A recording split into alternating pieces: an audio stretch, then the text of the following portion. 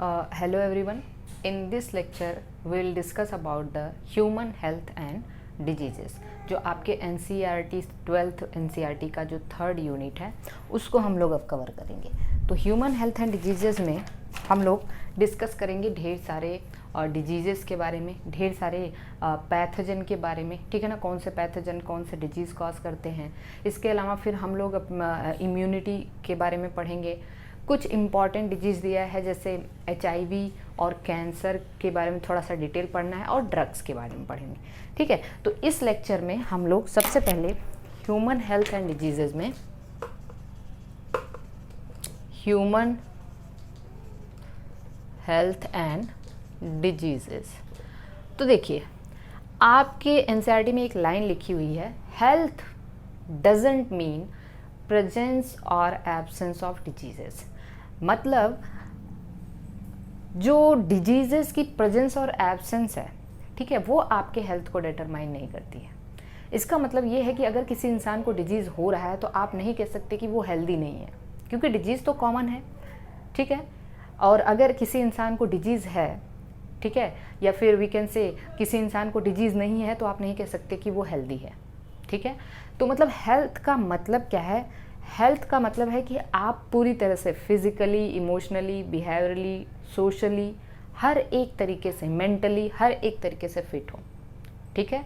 तो हेल्थ का मतलब है that is total well being in all aspect, like physical, emotional, mental, social, behavioural. ये सब में अगर आप फिट हैं then you would be said to be the healthy person, okay. तो हेल्दी का मतलब या हेल्थ का मतलब आपको शायद समझ में आ गया होगा। अब हम लोग डिजीज़ेस के बारे में बात करेंगे, ठीक है। देखिए डिजीज़ कॉजिंग एजेंट जो होता है, डिजीज़ कॉजिंग एजेंट, इसको हम लोग क्या कहते हैं? पैथोजन। पैथोजन क्या होते हैं? They are the disease causing agent. अब हम लोग कुछ डिजीज़ कॉजिंग एजेंट के बारे में देख लेते हैं। आपको पता है बैक्टीरिया, वायरस, फंजाई, इसके अलावा कुछ हेलमिंथ जो होते हैं वो भी क्या करते हैं? डिजीज़ कॉज करते हैं। तो सबसे पहले हम लोग एक बैक्टीरियल डिजीज़ के बारे में देख लेते हैं। तो first is the bacterial disease. Bacterial disease में जो आपकी बुक में दिया हुआ है सबसे पहला है टाइफाइड। टाइफाइड क्या है आपको पता है? It is a type of fever, okay. Typhoid fever किसके द्वारा होता है? कौन से बैक्टीरिया के द्वारा होता है? तो आपको पता है that is the salmonella typhi. Salmonella typhi, salmonella typhi bacteria जो है वो टाइफाइड कॉज करता है। और आपको इसके कुछ फीचर भी याद रखने हैं।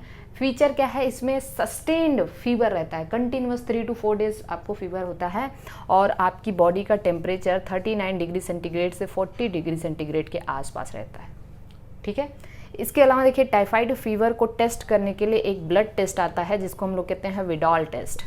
एग्जाम में पूछा जा चुका है। विडॉल टेस्ट किसके लिए किया जाता है? टाइफाइड फीवर को ट्रेस करने के लिए, ठीक है, उसको चेक करने के लिए। टाइफाइड की कैरियर कौन थी? ठीक है, एक कुक थी, उनका नाम था मैरी मेलन करके एक कुक थी। वो जो है ये टाइफाइड कैरियर थी।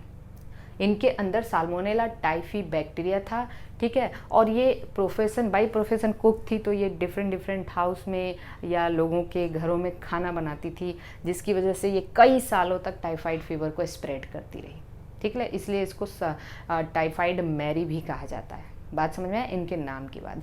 तो ये तो हो गया टाइफाइड फीवर के बारे में। दूसरा है bacterial disease that is the pneumonia, ठीक है। बहुत बच्चे कंफ्यूज होते हैं कि जो न्यूमोनिया है ये वायरल डिजीज़ है, ऐसा नहीं।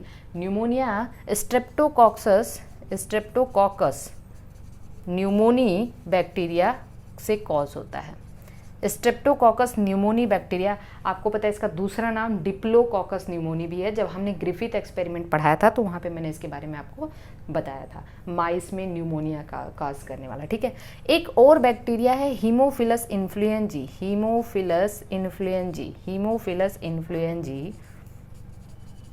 ठीक है ना, इन्फ्लुएंजी, ये भी न्यूमोनिया कॉज करता है। अब इसके कुछ फीचर हम लोग देख लेते हैं। अब आपको पता है कि इसमें जो आपके एल्वियोलाई है ना, उस पे इफेक्ट पड़ता है, वो काफ़ी फ्लूइड फिल्ड हो जाता है, उसमें पानी जमा हो जाता है, डिपोजिशन ऑफ वाटर हो जाता है या फ्लूइड हो जाता है, जिससे अब आपको पता है कि अगर आपको वहाँ पे डिस्फिक्सिया जैसी प्रॉब्लम होने लग जाएगी, आपको ब्रीदिंग में काफ़ी समस्या आती है, ठीक है, ब्रीदिंग प्रॉब्लम हो जाती है ये चीज़। और ये कैसे फैलता है, जब भी कोई एक इंसान है जिसको निमोनिया हुआ है, वो स्नीजिंग कर रहा है, कफिंग कर रहा है, तो उसके जो एयर ड्रॉपलेट्स हैं दूसरे पर्सन तक जाते हैं और वो क्या करते हैं, ये इन्फेक्शन को स्प्रेड करते हैं। तो this is all about the bacterial disease. अगला हम लोग देखते हैं, next is the viral disease. Viral disease, ठीक है। वायरल डिजीज़ में क्या होता है, सबसे पहला वायरल डिजीज़ हम लोग देख लेते हैं। वायरल डिजीज़ में सबसे पहला वायरल डिजीज़ है कॉमन कोल्ड। एक ही दिया है आपकी बुक में, कॉमन कोल्ड एक वायरल डिजीज़ है जो कि राइनो वायरस से कॉज होता है। राइनो वायरस, आपको पता है कि जो कॉमन कोल्ड है इसमें इसके सिम्टम क्या हैं, ये आपको कफिंग, स्नीजिंग, ठीक है ना, थोड़ा सा रेस्पिरेटरी प्रॉब्लम होती है, लेकिन यहाँ पे लंग्स अफेक्टेड नहीं होता है, लंग्स में कोई प्रॉब्लम नहीं होती है, ओके। और कैसे फैलता है, जो भी इन्फेक्टेड पर्सन है, कोई स्टफ है, कंप्यूटर है, कोई भी इलेक्ट्रॉनिक गैजेट्स हैं, ठीक है ना, उनको वो टच करता है, और कोई जो हेल्दी पर्सन है, जो अनइन्फेक्टेड या नॉन इन्फेक्टेड पर्सन है, वो उसको टच करता है, तो इस तरीके से इन्फेक्शन स्प्रेड होता है। ये सारी चीज़ें आपको समझ में आ गई हैं। अब हम लोग देखते हैं कुछ प्लाज्मोडियल डिजीज़ होते हैं, ठीक है ना, कुछ we can say protozoan disease. Next है प्रोटोजोन डिजीज़। प्रोटोजोन डिजीज़ में दो तरीके के डिजीज़ के बारे में आपको पढ़ना है। पहला तो है दैट इज़ द मलेरिया, आपको पता है मलेरिया, और दूसरा है अमीबिएसिस। अमीबिएसिस या फिर इसी को हम लोग कहते हैं अमीबिक डिसेंट्री। ठीक है ना, अमीबिक डिसेंट्री। अब देखिए, जो मलेरिया है उसका कॉजल एजेंट कौन है? एक प्रोटोजोआ है, आपको पता है उसका नाम है प्लाज्मोडियम। क्या है? प्लाज्मोडियम। प्लाज्मोडियम की कई सारी स्पीसीज होती हैं। प्लाज्मोडियम वाइवैक्स जो मोस्ट कॉमन है, ये क्या है? मोस्ट कॉमन है। और ये जो है जो मलेरिया कॉज करता है वो होता है बिनाइन मलेरिया। बिनाइन मलेरिया का मतलब ये है कि ये काफ़ी जो है डेंजरस नहीं होता, ये उतना ज़्यादा डेंजरस नहीं होता है, आराम से ठीक हो जाता है। दूसरा है इसका प्लाज्मोडियम ओवेल, ठीक है। तीसरा है प्लाज्मोडियम मलेरी, और चौथा है प्लाज्मोडियम फैल्सीपैरम। ये सब आपके एनसीईआरटी में दिया हुआ है। Falciparum is the most fatal, ये काफ़ी डेंजरस होता है, समटाइम्स डेथ भी कॉज कर सकता है। ये जो मलेरिया कॉज करता है इसको हम लोग कहते हैं मैलिग्नेंट मलेरिया।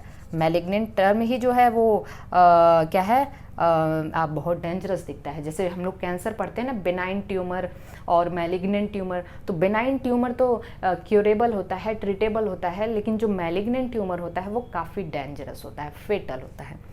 तो इस तरीके से हमने इसके लाइफ साइकिल के बारे में हम थोड़ा सा आगे देखेंगे, ओके। और इसका जो कैरियर है वो क्या है? Female Anopheles. ये तो आपको पता है। फीमेल एनाफिलीज इसका प्लाज्मोडियम का एक होस्ट भी है और मैकेनिकल कैरियर भी है, उसको हम लोग आगे देखेंगे, ओके। अमीबिएसिस कौन कॉज करता है? एंट अमीबा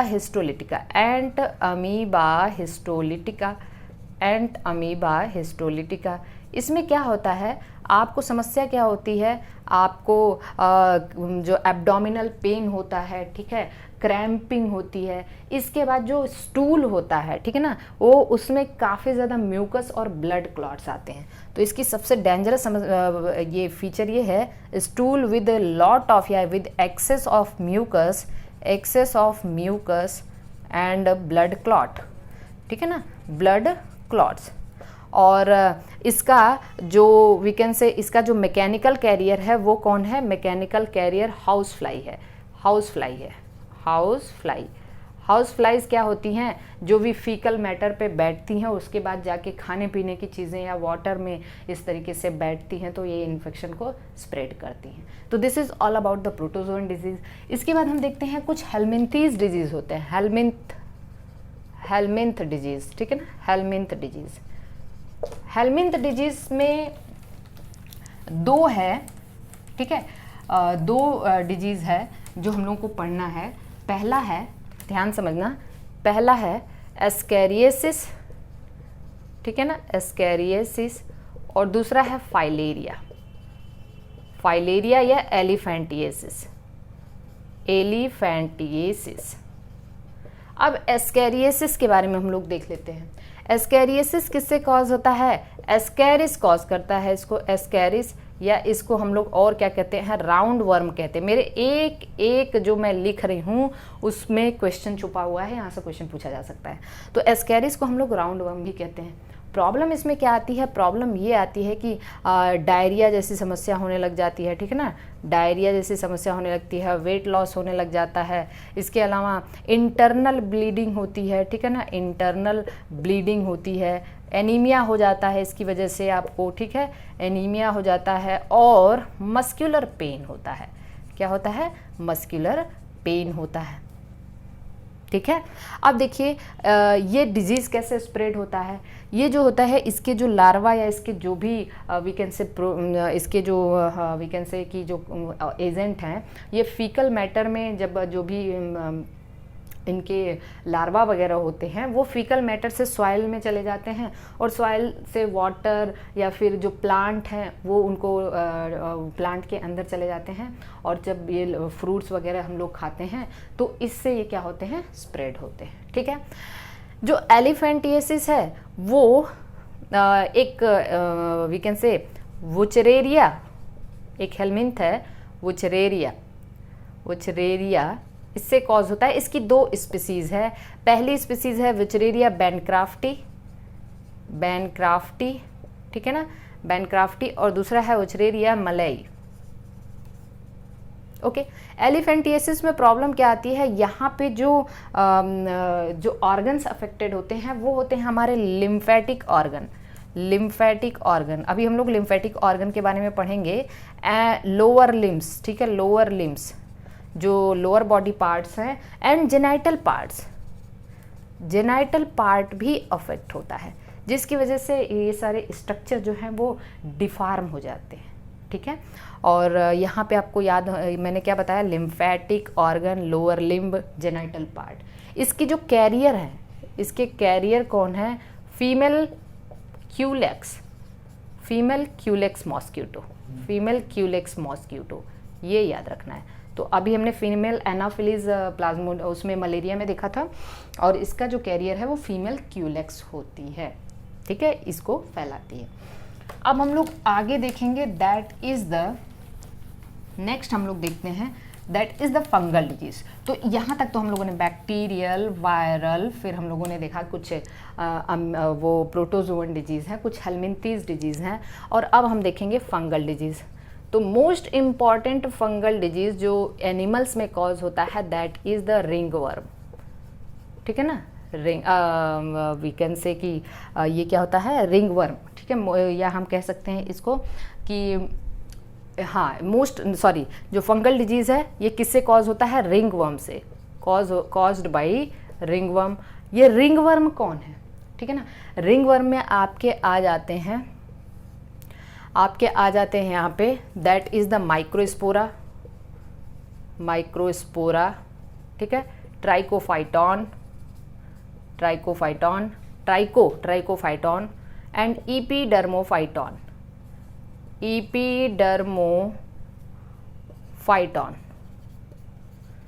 माइक्रोस्पोरा, ट्राइकोफाइटॉन एंड इपीडर्मोफाइटॉन। तो माइक्रोस्पोरा या माइक्रोस्पोरम कह सकते हैं आप इसको।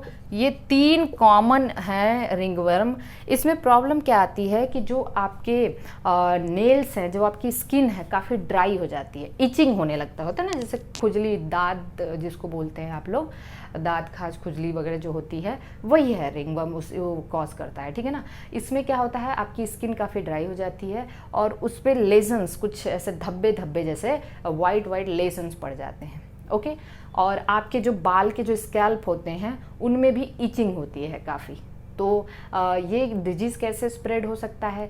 जो भी इन्फेक्टेड टॉवेल कोई यूज़ कर रहा है, ठीक है, इसके अलावा इन्फेक्टेड कॉम्ब कोई यूज़ कर रहा है, इस तरीके से ये डिजीज़ स्प्रेड होता है।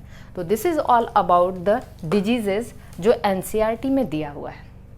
कुछ और भी इम्पॉर्टेंट पॉइंट जो मैं आपको बता दूं, जैसे मलेरिया की अगर हमने बात करी है तो वो मॉस्क्यूटो लार्वा से होता है या मॉस्क्यूटो से होता है। तो मॉस्क्यूटो लार्वा ईट करने वाली एक फ़िश होती है, मॉस्क्यूटो लार्वा को जो खाती है उस फिश का नाम है गैम्बूसिया। क्या नाम है? गैम्बूसिया। गैम्बूसिया एक फ़िश है, गैम्बूसिया एक फ़िश है जो मॉस्क्यूटो के लार्वा को खाती है। ठीक है, कुछ और भी डिजीजेस दिए हैं आपके एनसीईआरटी में, लाइक ये हो गया आपका डेंगू, ठीक है ना, डेंगू और चिकनगुनिया, ठीक है ना, यहाँ से एग्जाम में क्वेश्चन आता है। चिकनगुनिया ये किससे होता है? ये होता है आपके एडीज मॉस्क्यूटो से।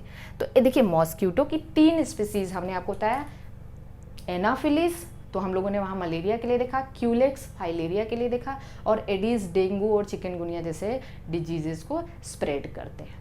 ठीक है ना, डेंगू को हम लोग येलो फीवर भी कहते हैं। और अब देखिए कुछ जैसे एडिशनल पॉइंट जो आपके एग्जाम में क्वेश्चन आते हैं वो कुछ ऐसे होता है कि एयरबॉर्न डिजीज कौन कौन से हैं, ठीक है ना, एयरबॉर्न डिजीज, एयरबॉर्न डिजीज कौन कौन से हैं। दूसरा water and food borne disease कौन कौन से हैं, water and food borne disease कौन कौन से हैं। तो देखिए कॉमन कोल्ड हो गया, कॉमन कोल्ड हो गया, इसके अलावा न्यूमोनिया हो गया, ठीक है ना, न्यूमोनिया हो गया, ये सब क्या है? एयरबॉर्न डिजीज़ हैं। कॉमन कोल्ड हो गया, न्यूमोनिया हो गया, ये सब क्या है? एयरबॉर्न डिजीज़ है। ओके, इसके अलावा अगर हम बात करें टाइफाइड, ठीक है, टाइफाइड, अमीबिएसिस, सारे पॉइंट हैं। देखिए मैं इंपॉर्टेंट पॉइंट ही लिख रही हूँ।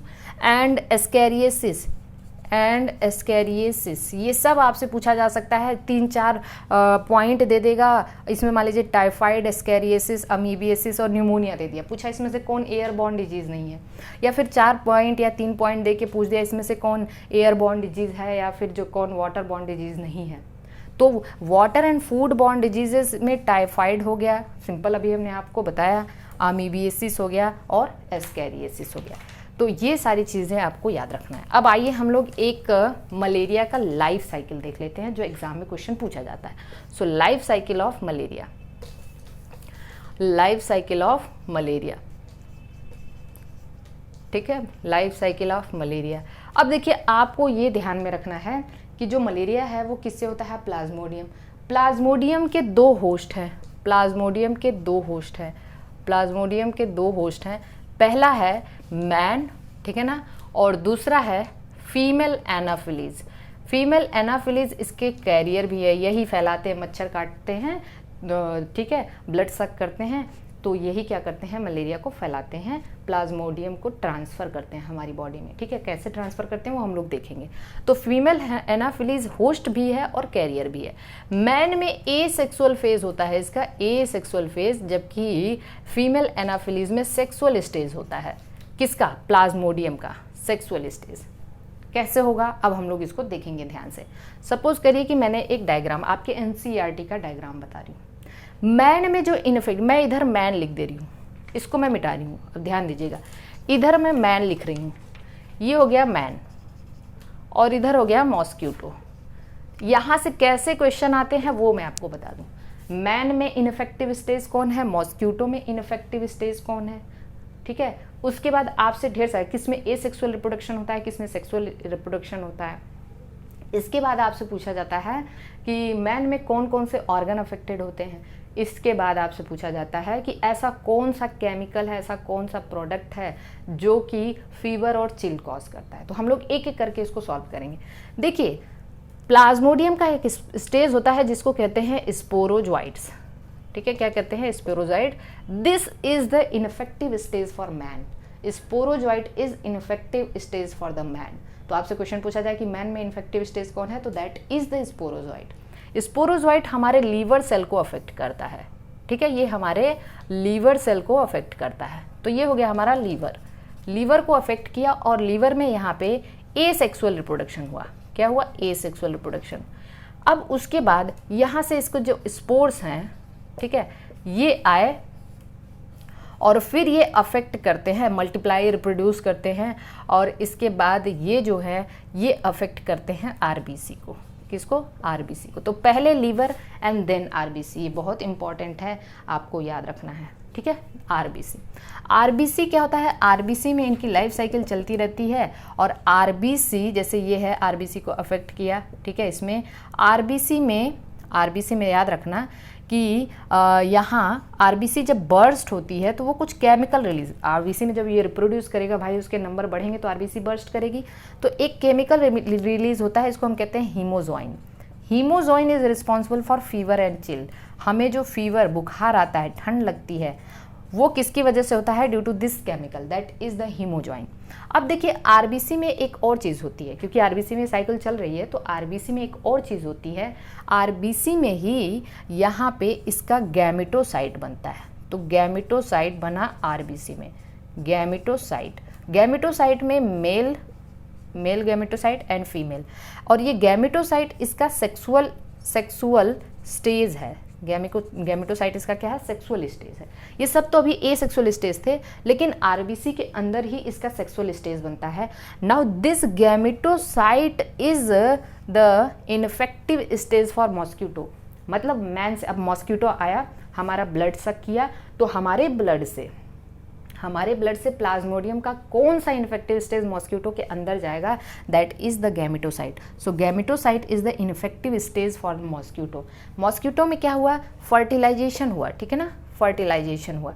मतलब अभी तक तो मेल और फीमेल यहाँ बन चुके हैं, फर्टिलाइजेशन होगा इसका गट में। फर्टिलाइजेशन एंड एम्ब्रियोनिक डेवलपमेंट जो भी उसका हुआ, ये किस में होगा? इन गट या फिर स्टमक दिया हुआ, स्टमक के बाद यहाँ पे एक स्टेज बनेगा, उस स्टेज को हम लोग कहते हैं दैट इज द स्पोरोजॉइट। क्या होता है? स्पोरोजॉइट। अब ये स्पोरोजॉइट ट्रेवल करके इसके सैलिवरी ग्लैंड में आ जाता है। किस में आ जाता है? स्पोरोजॉइट ट्रेवल करके इसके सैलिवरी ग्लैंड में आ जाता है। किसके सैलिवरी ग्लैंड में? मॉस्किटो के। तो मॉस्किटो के सैलिवरी ग्लैंड में स्पोरोजॉइट आ गया, और अब ये मॉस्किटो जब हमको बाइट करेगा, ठीक है, यही सेम मॉस्किटो जिसके अंदर ये साइकिल हो रही है, वो हमको बाइट करेगा, तो हम क्या करेंगे? हमारे अंदर ये स्पोरोजाइट जाएगा। तो स्पोरोजाइट जो है वो मैन के लिए इन्फेक्टिव स्टेज है, ठीक है। गैमेटोसाइट मॉस्किटो के लिए इन्फेक्टिव स्टेज है, ओके। फर्टिलाइजेशन कहाँ हुआ आपको याद रखना होगा, गैमेटोसाइट कहाँ बना आपको याद रखना होगा, हीमोजॉइन कहाँ बना याद रखना होगा। एसेक्सुअल स्टेज किस में होता है? सेक्सुअल स्टेज इसमें, तो फर्टिलाइजेशन तो इसमें हुआ ना मॉस्किटो में। तो this is all about the life cycle of malaria, या we can say life cycle of plasmodium, ठीक है। प्लाज्मोडियम की लाइफ साइकिल है, इसको आप बना सकते हैं। अब मैं इसको मिटा रही हूँ, ओके। नाउ अब हम लोग पढ़ते हैं नेक्स्ट पढ़ते हैं दैट इज द, यहाँ पे हम लोग बात करेंगे इम्यूनिटी की, ठीक है। इम्यूनिटी के बारे में हम लोग आगे डिस्कस करने जा रहे हैं। तो अगर हम बात करें इम्यूनिटी क्या है, इम्यूनिटी का मतलब होता है ability to fight with the diseases या ability to fight against the diseases. हमारी बॉडी की वो क्षमता जिसके द्वारा हम क्या करते हैं, डिजीजेस से लड़ते हैं, उसको हम लोग क्या कहते हैं, इम्यूनिटी। अब देखिए इम्यूनिटी दो तरीके की होती है। पहली तो ये हुई कि कुछ हमारी वो इम्यूनिटी जो जन्म से प्रेजेंट है, हम पैदा हुए उस टाइम से ही प्रेजेंट है, उसको हम लोग कहते हैं इनबॉर्न या इनेट इम्यूनिटी। इनबॉर्न या इनेट इम्यूनिटी, तो एक तो हो गई इनेट या इनबॉर्न हो गई सिंस बर्थ जो है, ठीक है। और दूसरी होती है जब हम किसी अपने लाइफ टाइम के दौरान किसी पर्टिकुलर पैथोजन ने हमारी बॉडी में अटैक किया, उस टाइम उस पैथोजन के अगेंस्ट जो इम्यूनिटी डेवलप हुई, तो उसको हम लोग कहते हैं एक्वायर्ड इम्यूनिटी। क्या कहते हैं? Acquired immunity. तो एक तो हो गया आपका इनबॉर्न और दूसरा हो गया एक्वायर्ड। इनबॉर्न सिंस बर्थ है, याद रखना है।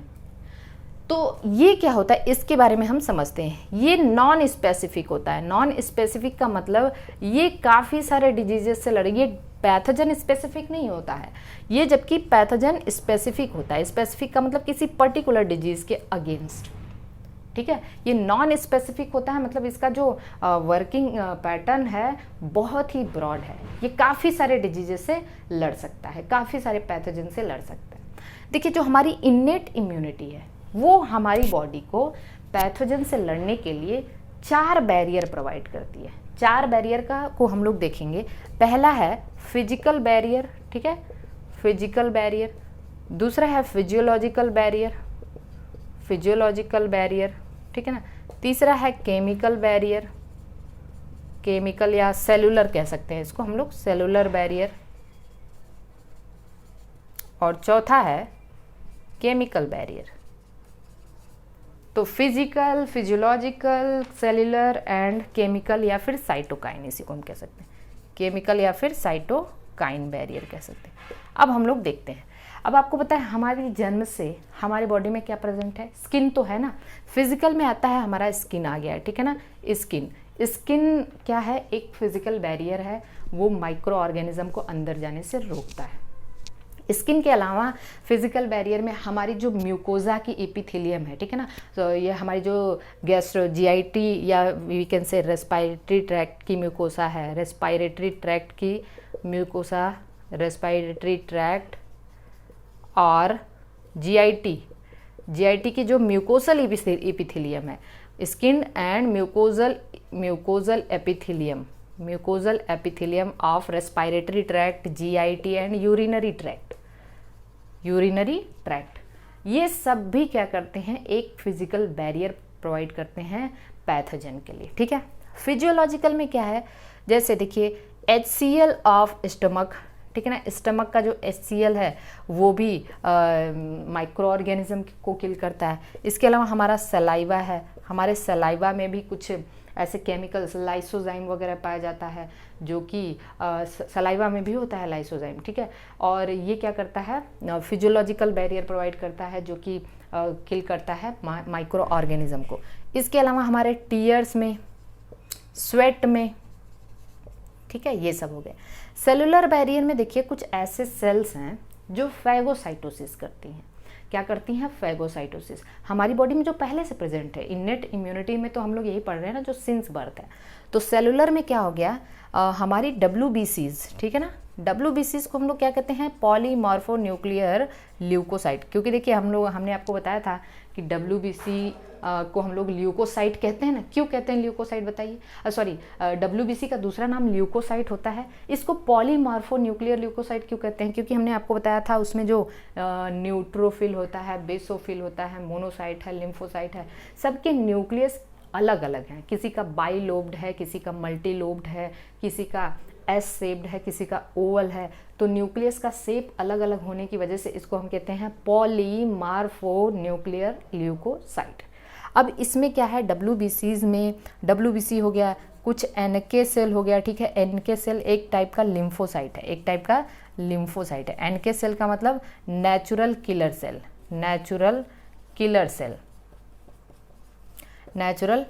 सेल। इसके अलावा मोनोसाइट्स हो गए, ठीक है ना, मोनोसाइट, ये सब तो आ जाएंगे आपके ब्लड में। और दूसरा है मैक्रोफेजेज इन टिश्यू में मैक्रोफेज कहाँ पाया जाता है, टिश्यूज में पाए जाते हैं। तो ये सब क्या है, सेलुलर बैरियर है, जो फैगोसाइटोसिस का काम करते हैं। कोई भी पैथोजन आया तो उसको क्या कर जाएंगे, फैगोसाइटोस कर लेंगे। अब आते हैं केमिकल बैरियर है साइटोकाइन में, ठीक है। इसका एग्जाम्पल है इंटरफेरॉन्स। अब देखिए ये इंटरफेरॉन कैसे वर्क करता है। इंटरफेरॉन वर्क करता है, मैं यहाँ इसको पहले मिटा दे रही हूँ। जैसे ये मान लीजिए हमारी सेल है, ठीक है ना, ये हमारी सेल है। अगर सेल पे कोई वायरस का इन्फेक्शन हो गया है तो this is the viral infected cell. अब आप देखिए ये जो वायरल इन्फेक्टेड सेल है वही रिलीज करता है इंटरफेरॉन्स। क्या रिलीज करता है, इंटरफेरॉन। और ये इंटरफेरॉन एक केमिकल बैरियर बनाता है, इस वायरस को आगे इस इन्फेक्शन को नेबरिंग सेल को फैलने से रोकता है। कितना अच्छा बैरियर है ना ये, कि मतलब वायरस इन्फेक्टेड सेल जो है वो इंटरफेरॉन रिलीज करता है, और इंटरफेरॉन जो नॉन वायरल इन्फेक्टेड सेल है उनमें इन्फेक्शन फैलने से रोकता है। तो this is all about, we can say that is the innate immunity. Okay, इनमें सारे बैरियर ही आपको याद होने चाहिए। अगला हम लोग देखते हैं, आगे हम लोग देखते हैं एक्वायर्ड इम्यूनिटी। तो अभी मैंने आपको बताया कि एक्वायर्ड इम्यूनिटी क्या है। एक्वायर्ड इम्यूनिटी जो है हमारी स्पेसिफिक होती है किसी पैथोजन, जैसे मान लीजिए हमारी बॉडी में कोई पैथोजन एंटर कर गया, ठीक है ना, कोई पैथोजन एंटर कर गया, तो मान लीजिए this is our body cells, this is our body cells, तो हमारी बॉडी सेल्स क्या करेगी, यहाँ पे इस पैथोजन के खिलाफ जो है, अगेंस्ट जो है, वो क्या बनाएगी, एंटीबॉडी बनाएगी, ठीक है। ये सारी चीज़ें तो हमारी बॉडी में होंगी। अब इसके अलावा क्या होगा, कुछ मेमोरी सेल्स भी बनेंगी, ठीक है ना। एंटीजन जब बनेगा तो यहाँ पे मेमोरी सेल्स भी बनेंगी। तो ये किस पे, ये एक्वायर्ड इम्यूनिटी वर्क्स किस पे, ये मेमोरी सेल के कॉन्सेप्ट पे वर्क करता है, ठीक है। तो ये पैथोजन स्पेसिफिक होता है, किसी पर्टिकुलर पैथोजन के अगेंस्ट ही ये इम्यूनिटी वर्क करती है। तो ये नैरो रेंज इसका हुआ, नैरो स्पेक्ट्रम हुआ इसका जो वर्किंग प्रॉपर्टी है, ठीक है। अब हम ये देखेंगे कि जो हमारी एक्वायर्ड इम्यूनिटी है, इसमें दो रिस्पॉन्स है, प्राइमरी रिस्पॉन्स और सेकेंडरी रिस्पॉन्स। मतलब अगर आपकी बॉडी में कोई पैथोजन एंटर कर गया तो आपकी बॉडी उसको पहली बार अगर एंटर किया तो आपकी बॉडी उसके अगेंस्ट जो इम्यूनिटी प्रिपेयर करेगी उसको हम क्या कहेंगे, प्राइमरी रिस्पॉन्स। तो प्राइमरी रिस्पॉन्स में क्या होता है कि पहले उस पैथोजन को पहचानेगा और उसके बाद जो है उसके अगेंस्ट अपने आप को प्रिपेयर करेगा। तो ये क्या होता है, काफ़ी लंबा टाइम लग जाता है, ठीक है ना, काफ़ी लंबा टाइम लग जाता है इसमें। ये लो इंटेंसिटी का होता है, लो इंटेंसिटी का, ठीक है, आपको कवर होने में ज़्यादा टाइम लग सकता है और ये रिस्पॉन्स काफ़ी स्लो होता है, ठीक है। जबकि जो सेकेंडरी रिस्पॉन्स है इसको एनेम्नेस्टिक रिस्पॉन्स भी कहते हैं। क्या कहते हैं, एनेम्नेस्टिक रिस्पॉन्स। एनेम्नेस्टिक रिस्पॉन्स ये क्या होता है, यहाँ पे ये जब सेम पैथोजन आपकी बॉडी में दोबारा से एंटर करेगा, ठीक है, तो आपकी बॉडी उसको सेकेंड टाइम रिस्पॉन्स करने जा रही है, या फिर तिबारा और उसके आगे भी अगर ये आपकी बॉडी में एंटर करता है तो उस टाइम सेकेंडरी रिस्पॉन्स होगा। और ये किसकी वजह से होगा, क्योंकि जब पहली बार आपकी बॉडी में पैथोजन एंटर किया था तो उसके अगेंस्ट आपने मेमोरी सेल भी बना लिया था। तो यहाँ पे मेमोरी सेल बनी हुई है, तो इसको ये रिस्पॉन्स काफ़ी हाई इंटेंसिटी का होगा, फास्टली आप बहुत जल्दी कवर कर जाएंगे और रिस्पॉन्स काफ़ी फास्ट होगा। अरे मैंने आपको सक्सेशन पढ़ाया था ना, primary succession and secondary succession, same वैसा ही। क्योंकि प्राइमरी सक्सेशन न्यूड एरिया पे होता है, वहाँ सॉइल फॉर्मेशन करना पड़ता है, सब कुछ करना पड़ता है, तो प्राइमरी सक्सेशन में काफ़ी वक्त लग जाता है। जबकि सेकेंडरी सक्सेशन में किसी ऐसे जगह पे होता है जहाँ पहले से कोई वी कैन से कम्युनिटी थी, किसी वजह से डिस्ट्रॉय हो गई थी, तो वो सक्सेशन वहाँ पे सॉइल वगैरह तो बनाना नहीं है, तो वो रिस्पॉन्स काफ़ी फास्ट होता है, ठीक है, वहाँ पे कम्युनिटी डेवलपमेंट काफ़ी फास्ट होता है। तो सेम ऐसे ही है, सेकेंडरी रिस्पॉन्स में आपके पास पहले से मेमोरी सेल है, मेमोरी सेल नहीं बनाना है, मेमोरी सेल की वजह से वो रिस्पॉन्स काफ़ी फास्ट होता है। तो this is all about the acquired immunity. अब देखिए एक्वायर्ड इम्यूनिटी दो तरीके की है, एक्वायर्ड इम्यूनिटी दो तरीके की होती है। पहला तो है ह्यूमोरल इम्यूनिटी, ह्यूमोरल, और दूसरा है सेलुलर, ठीक है, सेलुलर। ह्यूमोरल को हम लोग ब्लड मीडिएटेड इम्यूनिटी भी कहते हैं, सेलुलर को हम लोग सेल मीडिएटेड इम्यूनिटी भी कहते हैं। ह्यूमोरल को हम लोग ब्लड मीडिएटेड, क्योंकि humoral immunity is due to antibodies. किसकी वजह से होता है, एंटीबॉडीज, या we can say due to B cells. देखिए बी लिम्फोसाइट की वजह से ये इम्यूनिटी होती है, और ये due to T cells, T lymphocyte की वजह से ये इम्यूनिटी होती है। जब आप लिम्फोसाइट पढ़ते हैं तो वहाँ पे बी लिम्फोसाइट और टी लिम्फोसाइट पढ़ते हैं ना, तो बी लिम्फोसाइट जो है ह्यूमोरल इम्यूनिटी जो है आपकी बी लिम्फोसाइट की वजह से होती है, जबकि सेलुलर इम्यूनिटी आपके टी लिम्फोसाइट। अब देखिए जो बी लिम्फोसाइट है, बी लिम्फोसाइट ही आगे चल के बनाते हैं एंटीबॉडीज़। क्या बनाते हैं, एंटीबॉडीज़। बी लिम्फोसाइट्स आपके आगे चल के बनाते हैं एंटीबॉडीज़, और एंटीबॉडी कहाँ होता है, इन ब्लड, इसीलिए इसको हम लोग कहते हैं ब्लड मीडिएटेड या फिर ह्यूमोरल। ह्यूमर का मतलब ये हो गया फ्लूइड, ठीक है, blood mediated. T cells directly antibody तो नहीं बनाता है, लेकिन एंटीबॉडी बनाने में हेल्प करता है, बी सेल्स की हेल्प करता है, हेल्प बी सेल, ठीक है ना। ये टी सेल्स क्या करते हैं, वो बी सेल की हेल्प करते हैं एंटीबॉडी प्रोडक्शन में। तो ये तो डायरेक्टली एंटीबॉडी बनाते हैं, ये बी सेल्स की हेल्प करते हैं एंटीबॉडी प्रोडक्शन में। Are you getting each and everything? Okay, अब हम लोग आगे चलते हैं, देखते हैं। अब हाँ, एक चीज़ आप यहाँ पे समझ लेना कि एंटीबॉडी के टाइप्स के बारे में भी हम लोग पढ़ेंगे, एंटीबॉडी का स्ट्रक्चर भी देख लेते हैं। तो देखिए, एक एंटीबॉडी मैं लिख दूँ यहाँ पे एंटीबॉडी, एक एंटीबॉडी में 2 हैवी चेन होते हैं। ये एक ग्लाइकोप्रोटीन है, एंटीबॉडी एक ग्लाइकोप्रोटीन है, याद रखना। इसमें 2 हेवी चेन होते हैं और 2 लाइट चेन होते हैं, 2 हेवी चेन है और 2 लाइट चेन है, इसलिए इसको हम H2L2 से डिनोट करते हैं। अब देखिए, मैंने एक हेवी चेन बना दिया, ये वाई शेप का होता है, एंटीबॉडी कैसा होता है? वाई शेप का। इसमें ये मैंने 2 हेवी चेन बना दिए और 2 लाइट चेन बना दिए, ठीक है। सो this is the heavy chain and this is the light chain. दोनों आपस में डाइसल्फाइड बॉन्ड से जुड़े होते हैं। डाइसल्फाइड बॉन्ड इंटर चेन भी है, दोनों के बीच में है, और इंट्रा चेन भी होता है। लाइक इंसुलिन, ए और बी के बीच में इंटर चेन भी था और ए में इंट्रा चेन डाइसल्फाइड बॉन्ड भी था। तो डाइसल्फाइड बॉन्ड इंट्रा चेन भी होता है और इंटर चेन भी होता है, ठीक है। मेरी बात को अच्छे से समझना। अब यहाँ पे 2 रीजन होते हैं, यहाँ पे भी देखिए ये इंटर चेन इनके बीच में भी है, ठीक है, डाइसल्फाइड बॉन्ड। अब इनमें प्लीज़ एक एक पॉइंट को अटेंटिव होकर सुनना है। इनमें क्या होता है कि आप कह सकते हैं कि ये यहाँ पे 2 रीज़न होते हैं। जो बाहर का दोनों का रीज़न होता है इसको हम लोग कहते हैं वेरिएबल रीज़न, और जो इसके बाद वाला रीज़न है इसका और इसका, इसको हम लोग कहते हैं constant reason. Variable and constant. तो मैं इसको लिख दूँ, ये वेरिएबल है लाइट का और ये वेरिएबल है हैवी का, ठीक है। ये कांस्टेंट है लाइट का, ये कांस्टेंट है हैवी का। तो ये पूरा कांस्टेंट है हैवी का, ये पूरा कांस्टेंट है हैवी का। मैं यहाँ मिटा दूँ, this is the variable of heavy and this is the variable of light. ये वेरिएबल है लाइट का, ये वेरिएबल है हैवी का, ये कांस्टेंट है लाइट का और ये कांस्टेंट है हैवी का। बात समझ में आ रही है?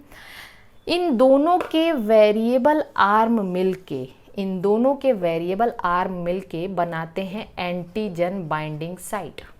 तो एंटीजन बाइंडिंग साइट मतलब इस तरीके का ये स्ट्रक्चर है जहाँ पे एंटीजन बाइंड करेंगे एंटीबॉडी से, वो क्या होता है? Antigen binding site. Antigen binding site किससे बना? Variable of light plus variable of heavy, variable of light plus variable of heavy, याद रखना, ठीक है। तो this is all about we can say, ये किसके बारे में हो गया? हम लोगों ने देखा एंटीबॉडी। अब एंटीबॉडी 5 टाइप के होते हैं, IgG, IgA, IgE, IgM and IgD 5 होते हैं, क्योंकि हम लोग एंटीबॉडी को इम्यूनोग्लोब्युलिन भी कहते हैं, इम्यूनोग्लोब्युलिन IG से डिनोट करते हैं। अब मैं पहले आपको यहाँ पे कुछ चीज़ें बता दूँ, उसके बारे में हम बात करेंगे। अगर हम बात करें कि कंसंट्रेशन के बेसिस पे, कंसंट्रेशन के बेसिस पे और हाफ लाइफ के बेसिस पे किसकी लाइफ सबसे ज़्यादा है, एंटीबॉडी को अरेंज करिए तो आप ऐसे करेंगे। देखिए, ऑन बेसिस ऑफ कंसंट्रेशन आपकी बॉडी में किसका कंसंट्रेशन एंड हाफ लाइफ, ठीक है ना, इनकी हाफ लाइफ के बेसिस पे आप याद रखेंगे गम दे से, मतलब सबसे ज़्यादा G, फिर A, फिर M, फिर D। हमारी बॉडी में सबसे कम E होता है, हमारी बॉडी में सबसे कम E होता है। मॉलिक्यूलर वेट के बेसिस पे, मॉलिक्यूलर वेट के बेसिस पे अगर हम देखेंगे तो माई डॉग से याद रखिएगा, माई डॉग DG, ठीक है ना। सबसे ज़्यादा मॉलिक्यूलर वेट M का होता है, फिर A का, फिर E का, फिर D का, फिर G का। देखिए, जिसका कंसंट्रेशन और हाफ लाइफ सबसे ज़्यादा है उसका मॉलिक्यूलर वेट सबसे कम है, ठीक है। एक एक फंक्शन मैं बता दूं, G आपके प्लेसेंटा को क्रॉस कर सकता है ना, प्लेसेंटा को क्रॉस करता है, ओके। A कोलेस्ट्रम में, मिल्क में पाया जाता है कोलेस्ट्रम, तो इसको मैं लिख दूं प्लेसेंटा। E जो है एलर्जिक रिएक्शन में रोल प्ले करता है, जो एलर्जिक रिएक्शन है उसमें E रोल प्ले करता है। M, D का फंक्शन तो अननोन है, ठीक है ना, अननोन है। हालांकि ये जो है एंटीबॉडी मतलब ये बी सेल को थोड़ा सा इसका रोल अलग है, वो अभी बहुत ही ज़्यादा स्पेसिफाइड रोल नहीं है इसका। M क्या है? M is the first antibody, ठीक है ना, विच आर वी कैन से जो न्यू बॉर्न होते हैं उनमें जो सबसे पहली एंटीबॉडी बनती है वो एम है। नियोनेट्स में जो पहली एंटीबॉडी बनती है वो एम है। तो this is all about the antibodies. याद रखना आप कंसंट्रेशन और हाफ लाइफ के बेसिस पे और मॉलिक्यूलर, ठीक है। क्योंकि जो एम है ना, एम पेंटामर होता है, पेंटामर और ए डाइमर होता है, डाइमर। जैसे मैं आपको बता दूं कि ये 5 हमेशा एम आपको ऐसे दिखेगा, 5 एंटीबॉडी मिलके इस तरीके से आपस में जुड़े रहते हैं, ठीक है। एम पेंटामर होता है, एम जो है ना पेंटामर होता है ऐसे, जे चेन इनको जोड़ता है, जे चेन जोड़ता है, और इसी तरीके से ए डाइमर होता है, ठीक है। तो इसको छोड़ देते हैं, हम लोग नहीं पढ़ते हैं। अब आइए देखिए, मैंने एक चीज़ आपको बताना था कि एक्चुअली जो सेलुलर मीडिएटेड इम्यूनिटी होती है that is responsible for graph rejection, responsible for graph rejection. मतलब हमारी बॉडी में ग्राफ्ट रिजेक्शन जो होता है, ग्राफ्ट रिजेक्शन, ग्राफ्ट मतलब जब ऑर्गन ट्रांसप्लांटेशन वगैरह होता है तो ग्राफ्ट का रिजेक्शन होता है ना, कभी कभी ऑर्गन ट्रांसप्लांटेशन सक्सेसफुल नहीं होता है, तो वो किसकी वजह से होता है? Cell mediated immunity. ये क्वेश्चन एग्जाम में आ चुका है। तो हम क्या करते हैं, जब भी ऑर्गन ट्रांसप्लांटेशन कराते हैं तो हम कुछ ऐसी दवाइयाँ लेते हैं जो टी सेल को ही सप्रेस कर दे। टी सेल, क्योंकि टी सेल ही ग्राफ्ट को रिजेक्ट करने जा रहा, तो हम टी सेल को ही सप्रेस कर दें। तो ऐसी दवाइयों को कहते हैं इम्यूनोसप्रेसिव ड्रग। क्या कहते हैं? Immunosuppressive drug, immunosuppressive drugs. और इम्यूनोसप्रेसिव ड्रग्स 2 आपकी बुक में ही दिया है, एक है साइक्लोस्पोरिन ए और दूसरा है कॉर्टिसोल। ये हार्मोन में हम लोग कॉर्टिसोल पढ़ते हैं, एड्रिनल कॉर्टेक्स के हार्मोन। और जो साइक्लोस्पोरिन ए है ये एक फंजाई, ट्राइकोडर्मा पॉलीस्पोरम करके एक फंजाई हम लोग आगे पढ़ेंगे। तो ये सब क्या करते हैं? इम्यूनोसप्रेसिव ड्रग, ये टी सेल को या सेल मीडिएटेड इम्यूनिटी को सप्रेस कर देते हैं। ठीक है, यहाँ तक चीज़ समझ में आ गई? ओके, अब हम लोग आगे आते हैं। That is the immunity. हम लोग देखते हैं कितनी तरीके की होती है। तो देखिए, इम्यूनिटी 2 तरीके की होती है। आगे एक हो गया नेचुरल, ठीक है बच्चों, ध्यान से समझना, नेचुरल। और दूसरा हो गया आर्टिफिशियल। आर्टिफिशियल नेचुरल इम्यूनिटी का मतलब जो नेचुरली आपकी बॉडी में बनेगा, ठीक है, जो नेचुरली आपकी बॉडी में बनेगा। और दूसरा है, ठीक है ना, या फिर हम लोग कह सकते हैं, इसको कैसे कह सकते हैं, हाँ एक्टिव, सॉरी यहाँ पे शायद, हाँ एक्टिव और दूसरा पैसिव, ऐसे पढ़ेंगे, एक्टिव और दूसरा पैसिव, एक्टिव और पैसिव। ये है 2 टाइप की इम्यूनिटी है। एक्टिव इम्यूनिटी, एक्टिव जहाँ पे टर्म आया, जहाँ पे भी एक्टिव टर्म आया उसका मतलब ये है कि आपकी बॉडी में अगर एंटीजन का रोल है, मतलब किसी एंटीजन की वजह से आपकी बॉडी में इम्यूनिटी बन रहा है, तो उसको हम कहेंगे एक्टिव। तो यहाँ पे किसका रोल होगा? रोल ऑफ एंटीजन, ठीक है। और पैसिव में क्या होगा? आपकी बॉडी में किसी एंटीबॉडी की वजह से कोई इम्यूनिटी है तो उसको हम कहेंगे पैसिव। तो एक्टिव में रोल किसका है? एंटीजन का, मतलब कोई भी एंटीजन, माइक्रो ऑर्गेनिज्म वगैरह कुछ भी हो गया। पैसिव का मतलब एंटीबॉडी। अब ये 2 तरीके का हो गया, एक नेचुरल एक्टिव और एक हो गया आर्टिफिशियल एक्टिव। पैसिव में एक हो गया नेचुरल पैसिव, ठीक है, और आर्टिफिशियल पैसिव। समझिएगा इस चीज को। अब देखिए, नेचुरल एक्टिव का मतलब आपकी बॉडी में कोई नेचुरली कोई पैथोजन इन्फेक्ट कर दिया। जैसे नेचुरली का मतलब, मान लीजिए आपकी बॉडी में क्या हुआ, कोई पोलियो वायरस एंटर कर गया, तो अब वो नेचुरली है ना, नेचुरली बाहर से आ रहा है। अब कोई जो नेचुरल एंटीजन की वजह से आपकी बॉडी में जो एंटीबॉडी बनेगा या आपकी बॉडी जो इम्यूनिटी रिस्पॉन्स जनरेट करेगी, उसको हम कहेंगे नेचुरल। आर्टिफिशियल का मतलब आपकी बॉडी में आर्टिफिशियली एंटीजन डाला जा रहा है। आर्टिफिशियली एंटीजन कहाँ डाला जाता है? वैक्सीन, वैक्सीनेशन इसका बहुत अच्छा एग्जाम्पल है। वैक्सीनेशन, वैक्सीनेशन में क्या करते हैं आप? एंटीजन ही तो डालते हैं, किल्ड या एटेनुएटेड पैथोजन ही तो डालते हैं, लेकिन वो आर्टिफिशियल होता है, प्री फॉर्म्ड होता है, पहले से बनाया गया रहता है, वो नेचुरल तो नहीं है ना, ठीक है। So that is the vaccination. यहाँ पे नेचुरल पैथोजन की अगर हम बात करें, नेचुरल पैथोजन यहाँ पे अगर आपकी बॉडी में एंटर किया, उसके बाद जो इम्यूनिटी डेवलप हुई उसको हम एक्टिव इम्यूनिटी कहते हैं। नेचुरल पैसिव, पैसिव का मतलब एंटीबॉडी। आपकी बॉडी में नेचुरली कोई एंटीबॉडी बन रहा है, उसकी वजह से जो इम्यूनिटी है उसको हम नेचुरल कहेंगे। इसमें जैसे क्या आ गया, IgG नेचुरली प्लेसेंटा से क्रॉस हो रहा है मदर से फीटस में, IgA आपकी बॉडी में नेचुरली बना है ना, ठीक है ना, IgG IgA ये नेचुरली आपके मदर से बेबी को मिल रहा है, ये कोलेस्ट्रम में, ये प्लेसेंटा से, ठीक है। आर्टिफिशियल पैसिव में क्या होगा बताइए, आर्टिफिशियल पैसिव में ये होगा कि पहले से बना एंटीबॉडी, प्री फॉर्म्ड एंटीबॉडी आप बॉडी में इंजेक्ट कर रहे हो, ठीक है। तो इसका बेस्ट एग्जांपल तो आपका हो गया एंटीवेनम। एंटीवेनम क्या होता है, स्नेक काटने के बाद, मतलब कोई सांप वगैरह काट लिया तो आप पहले से बना एंटीबॉडी का इंजेक्शन, स्नेक वेनम जिसको हम कहते हैं, स्नेक वेनम के अगेंस्ट जो एंटीटॉक्सिन या एंटीवेनम बनाया जाता है, आप क्या करते हो, स्नेक का ही विष लेते हो और उसको हॉर्स में इंजेक्ट करके वहाँ एंटीबॉडी बना लेते हो और वही उसको फिर पेशेंट को लगाते हो। तो this is all about the concept of active and passive immunity. अब अगली चीज़ है वैक्सीनेशन के बारे में दिया हुआ है, ठीक है ना, वैक्सीनेशन एंड इम्यूनाइजेशन। देखिए वैक्सीनेशन एंड इम्यूनाइजेशन क्या है, वैक्सीनेशन एंड इम्यूनाइजेशन। अब एक टर्म वैक्सीन का मतलब क्या, वैक्सीनेशन एंड इम्यूनाइजेशन का मतलब ये है, इसको हम लोग थोड़ा सा देख लेते हैं अच्छे से। देखिए वैक्सीनेशन एंड इम्यूनाइजेशन का मतलब यह है, वैक्सीन जानते हो आप लोग क्या होता है, वैक्सीन का मतलब है पहले से बना, मतलब we can say preparation of preformed antigen और preformed antibody, preparation of preformed antigen and antibody, पहले से कोई एंटीजन बनाया एंटीबॉडी बनाया आपने, उसको वैक्सीन कहेंगे। और introduction of vaccine into organism is the vaccination, मतलब वैक्सीन को इंट्रोड्यूस करने को हम लोग वैक्सीनेशन कहते हैं। और वैक्सीनेशन की वजह से जो इम्यूनिटी डेवलप हुई उसको हम इम्यूनाइजेशन कहते हैं। क्या कहते हैं, इम्यूनाइजेशन। अब देखिए ये वैक्सीनेशन में दो तरीके का हम वैक्सीन दे सकते हैं। एक क्या करते हैं हम, एक में क्या करते हैं हम, ध्यान से समझना आप,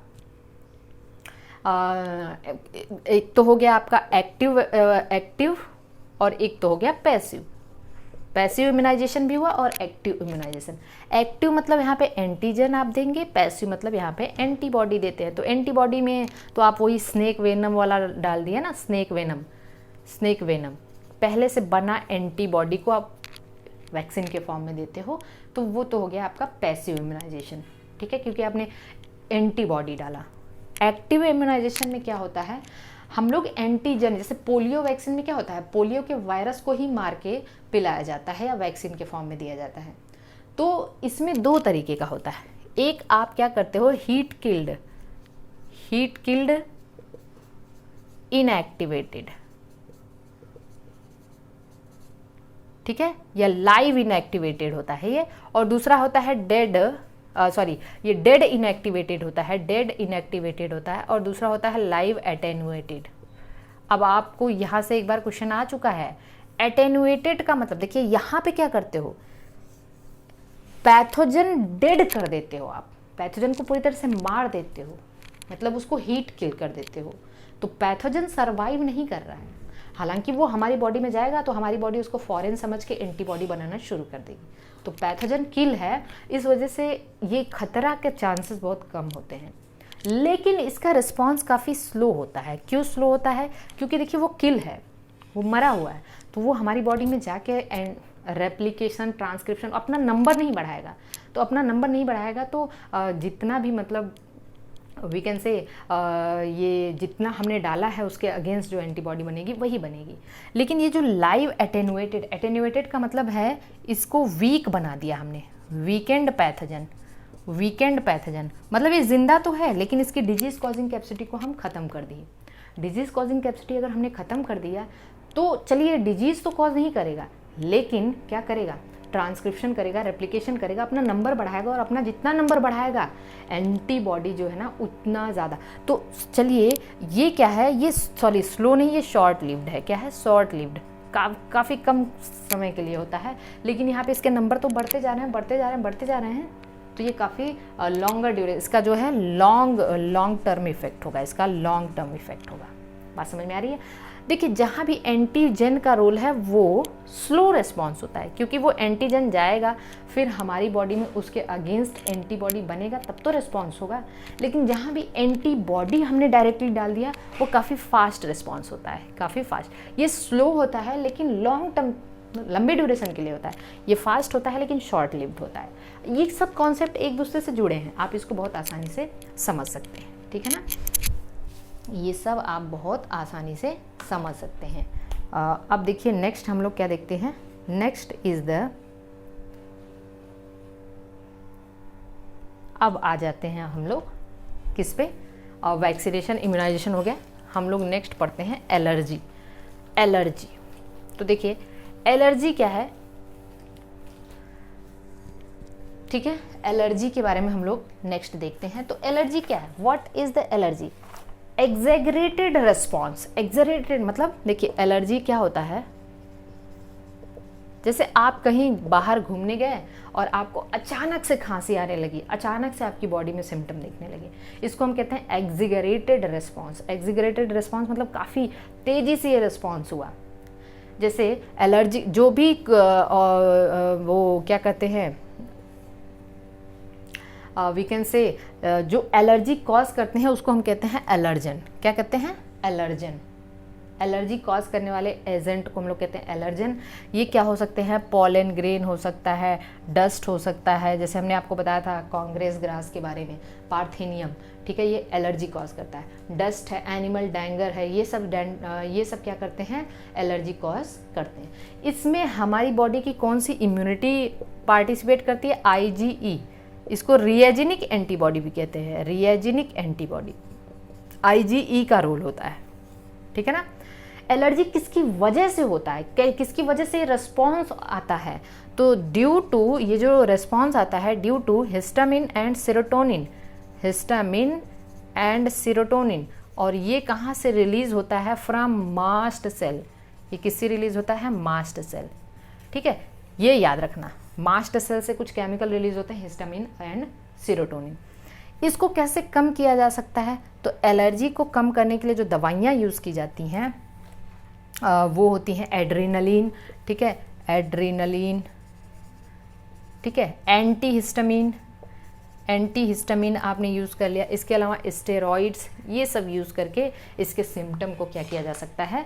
कम किया जा सकता है। ये आपको याद रखना है। तो एलर्जी के बारे में हमने, इसको हाइपर सेंसिटिविटी भी कहते हैं। क्या कहते हैं? Hypersensitivity, hypersensitivity. Next है autoimmune diseases. Autoimmune diseases, देखिए ऑटो इम्यून डिजीजेस में क्या होता है, मेरी बात को एकदम ध्यान सुनना। आपकी बॉडी क्या करती है? सेल्फ और नॉन सेल्फ में डिफ्रेंशिएट करती है। सेल्फ का मतलब अपनी सेल्स को और फॉरेन सेल को पहचानती है। तो अपनी सेल को वो किल नहीं करती, वो फॉरेन सेल के अगेंस्ट लड़ती है ना, जो भी फॉरेन पार्टिकल है। लेकिन जो ये इम्यूनोलॉजिकल टॉलरेंस है, इम्यूनोलॉजिकल टॉलरेंस का मतलब अपनी सेल को टॉलरेट कर रही है लेकिन फॉरेन को टॉलरेट नहीं करेगी, इसको हम लोग कहते हैं इम्यूनोलॉजिकल टॉलरेंस। लेकिन जब ये इम्यूनोलॉजिकल टॉलरेंस ब्रेक हो जाता है तो वो अपनी ही सेल को मारना शुरू कर देती है। मेरी बात को अच्छे से समझना है। तो breaking of immunological tolerance, that means कि our body attacks our cells, ठीक है ना।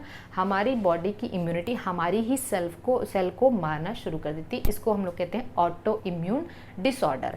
कुछ ऑटो इम्यून डिसऑर्डर दिए हुए हैं, जैसे र्यूमेटॉइड आर्थराइटिस, ठीक है ना। र्यूमेटॉइड आर्थराइटिस में आपके जो सिनोवियल फ्लूइड है, सिनोवियल मेम्ब्रेन, उनकी इन्फ्लामेशन हो जाता है। ग्रेव्स डिजीज़ है, मैं बोल रही हूँ आप लोग, ग्रेव्स डिजीज़ है, माइस्थीनिया ग्रेविस है, ठीक है, ग्लोमेरुलोनेफ्राइटिस है, होशिमोटो डिजीज़ है, मैंने पढ़ाया जो मैं उसके बारे में बात कर रही हूँ। तो ये सब है। डायबिटीज़ टाइप 1 है, टाइप 1 डायबिटीज़, ये सब ऑटो इम्यून डिजीजेज हैं। तो हमारी बॉडी की जो सेल्स हैं अपनी ही हमारी बॉडी की जो इम्यूनिटी है अपनी ही बॉडी के सेल्स को मारना शुरू कर देती है। इसको हम लोग कहते हैं that is the auto immune disorders. अब देखिए हम लोग लिम्फॉइड आर्गन के बारे में पढ़ेंगे। लिम्फॉइड आर्गन, ठीक है, अब हमारे जो लिम्फाइड ऑर्गन है वो भी बड़ा इंपॉर्टेंट रोल प्ले करता है हमारी इम्यूनिटी में। हमारी बॉडी में दो तरीके के लिम्फाइड ऑर्गन होते हैं, एक है प्राइमरी या फिर सेंट्रल, प्राइमरी या सेंट्रल, और दूसरा होता है सेकेंडरी और पेरीफेरल।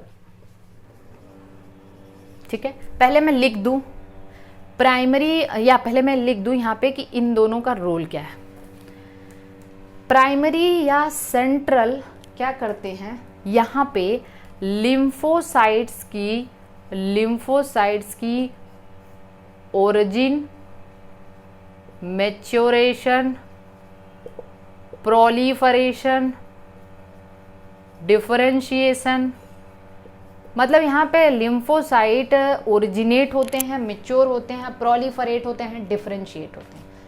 लेकिन सेकेंडरी मतलब प्राइमरी या सेंट्रल लिम्फाइड ऑर्गन, ठीक है, क्या लिम्फोसाइट को माइक्रो इन्वायरमेंट प्रोवाइड करते हैं। जैसे कहने का मतलब ये है कि जहाँ पे क्या हो रही है, आपकी ट्रेनिंग हो रही है। जैसे सपोज करो एक युद्ध है, आपका कोई एनिमी है, तो आपका एनिमी मान लीजिए एंटीजन है कोई, तो उस एंटीजन के खिलाफ आपकी जो ट्रेनिंग वाली चीज़ें हो रही हैं, आपके डेवलपमेंट, आपको सिखाया जा रहा है जो कुछ, वो क्या है, प्राइमरी है। और युद्ध एक्चुअली में जहाँ हो रहा है, रणभूमि, ठीक है ना, वो क्या है, सेकेंडरी। तो सेकेंडरी में क्या होता है, सेकेंडरी में क्या होता है, जो आपके लिम्फोसाइट्स होते हैं, सेकेंडरी क्या प्रोवाइड करता है, that provide site for interaction of lymphocytes from lymphocyte with antigen. मतलब यहाँ पे असली युद्ध होगा, यहाँ पे सब मैच्योर होके आएगा, सेकेंडरी में आ जाएगा और एंटीजन से युद्ध इसका यहीं पे होगा। बात समझ में आ रही है। अब देखिए प्राइमरी में क्या क्या है, प्राइमरी में है बोन मैरो और थाइमस। थाइमस कहाँ होता है, हमारी ब्रेस्ट बोन के नीचे, हार्ट के पास में, ब्रेस्ट बोन के नीचे, हार्ट के पास में, ठीक है ना, इतना याद रखना है आपको। थाइमस के बारे में मैंने पढ़ाया है, ट्रेनिंग, स्कूल, सेंटर, ये सब टी सेल्स का ये हमने बताया।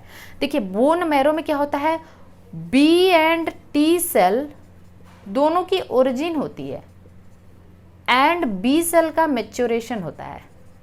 मतलब ओरिजिन दोनों की, बी सेल और टी सेल दोनों की ओरिजिन आपकी बोन मैरो में हुई और बी सेल का मैच्योरेशन भी यही हुआ, जबकि थाइमस में टी सेल का मैच्योरेशन होता है, टी सेल मैच्योरेशन। अब मैच्योर होने के बाद भाई आए ये सेकेंडरी में। सेकेंडरी में क्या है मैं पहले आपको बता दूं, ये इसको मैक्रो इन्वायरमेंट प्रोवाइड करता है। मैक्रो इन्वायरमेंट, यहाँ पे असली लड़ाई होती है। कौन कौन है बता देती हूँ, स्प्लीन है, लिम्फ नोड्स है, ठीक है, स्प्लीन है, लिम्फ नोड्स हैं, टॉन्सिल्स हैं और पेयर्स पैचेस हैं, पेयर्स पैचेस हैं। स्प्लीन क्या है, स्प्लीन जो भी एंटीबॉडी आपके ब्लड में होता है उसको ट्रैप कर लेती है। स्प्लीन क्या करती है, trap antibodies, antigen in blood, ठीक है। और लिम्फ नोड क्या करता है, trap antigen in tissues, trap antigen from blood, we can say from blood, and trap antigen from lymph या टिश्यू फ्लूइड। तो याद रखना ये एंटीजन को ब्लड से ही ट्रैप कर लेती है, एंटीजन को लिम्फ मतलब टिश्यू फ्लूइड या लिम्फ से ट्रैप करती है। टॉन्सिल्स भी यहाँ पे एंटीबॉडी वगैरह बनते हैं। और पेयर्स पैचेस जो हैं, पेयर्स पैचेस का एग्जांपल है माल्ट। मैं कहाँ लिखूँ इसको, malt, mucosa associated lymphoid tissue, मतलब जो म्यूकस लेयर में पाई जाती है lymphoid tissue, mucosa associated lymphoid tissue, ये पूरे के पूरे लिम्फॉइड टिश्यू का 50% होता है, पूरे के पूरे। ये एग्जाम में क्वेश्चन आ चुका है। Malt constitute 50% of all the lymphoid tissue, ठीक है, ये म्यूकोजा एसोसिएटेड लिम्फॉइड टिश्यू। अगर ये माल्ट डाइजेस्टिव मतलब जीआईटी में है तो इसको हम गाल्ट कहेंगे। गाल्ट मतलब गट एसोसिएटेड लिम्फॉइड टिश्यू। अगर ये माल्ट रेस्पिरेटरी ट्रैक्ट में है, रेस्पिरेटरी ट्रैक्ट में, तो इसको हम बाल्ट कहेंगे। बाल्ट का मतलब ब्रांकियल एसोसिएटेड लिम्फॉइड टिश्यू। तो ये सारी चीज़ें हैं आपके लिम्फॉइड ऑर्गन के बारे में। तो I think this thing is now clear to all of you. मेरे ख्याल से एकदम अच्छे से आपको समझ में आ गया है। तो ये पूरा का पूरा इम्यूनिटी था। अब इसके बाद हम लोग देखेंगे HIV के बारे में। तो HIV या एड्स के बारे में हम लोग पढ़ते हैं। तो एड्स क्या है, ठीक है, एड्स के बारे में अगर हम देखें, एड्स एक्वायर्ड इम्यूनोडिफिशियंसी सिंड्रोम, इसका जो वायरस है HIV है, ठीक है, HIV का मतलब ह्यूमन इम्यूनोडिफिशियंसी वायरस है कि नहीं।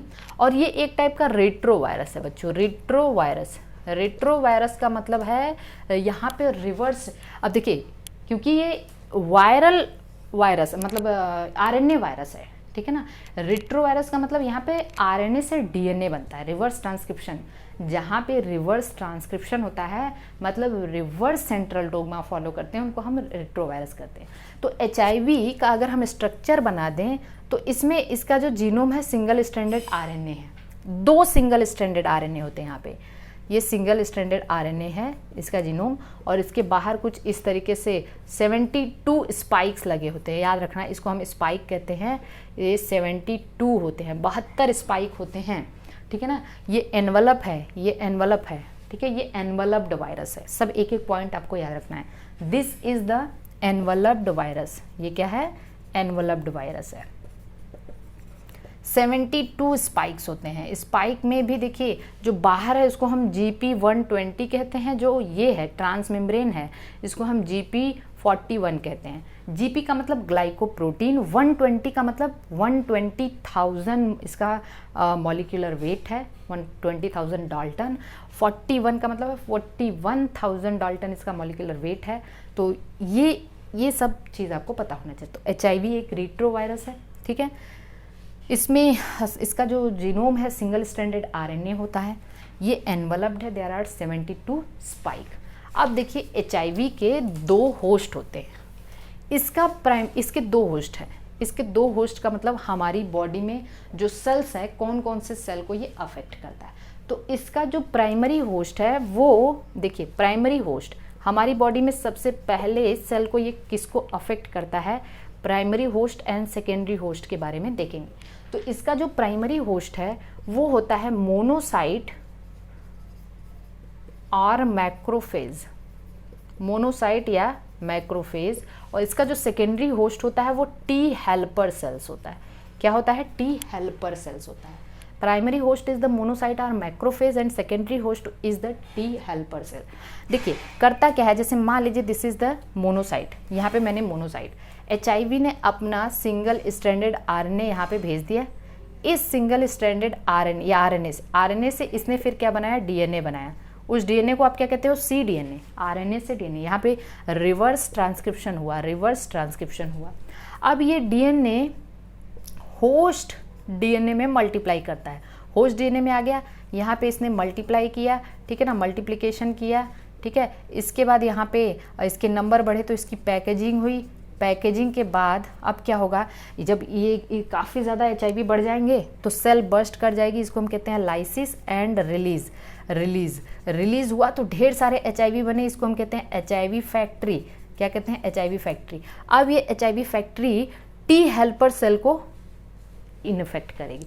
तो पहले तो ये मोनोसाइट को और फिर मैक्रोफेज को इन्फेक्ट करेगी। प्राइमरी होस्ट इसका ये होता है। फिर ये T हेल्पर सेल।